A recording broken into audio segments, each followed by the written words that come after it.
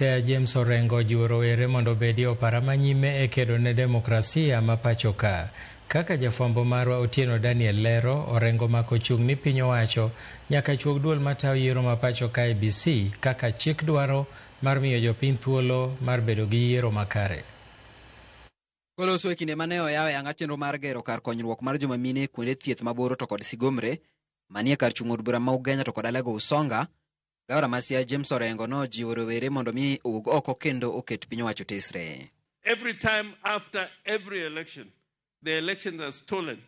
And you're going to a Supreme Court also that is compromised. This is not a country to be proud about. This is a country where now the young people, the Gen Zs, you have to come out and we are prepared to join you. Yeah, so we have to change. We have to change this thinking. And I'm telling the people of the Republic of Kenya, from Sigomre today, things are not right in Kenya.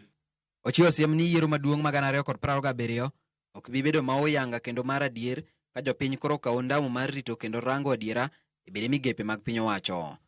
Orengo bende onyiso kibaji mare ewi duol mochung' ne tayo yiero pacho ka IEBC koni duolno nyaka koro chuogi kalore gi chike mathur ka.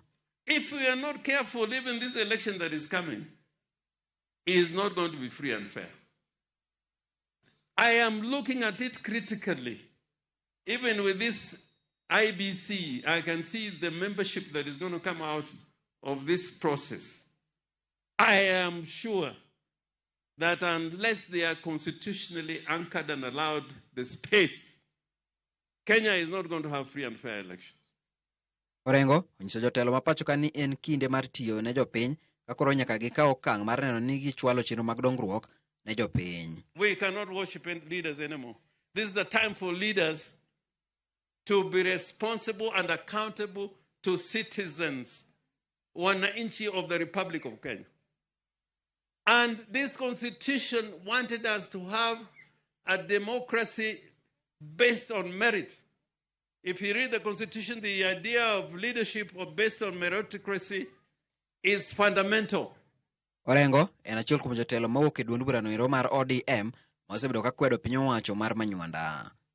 Otieno Daniel Ouma, Ramogi TV.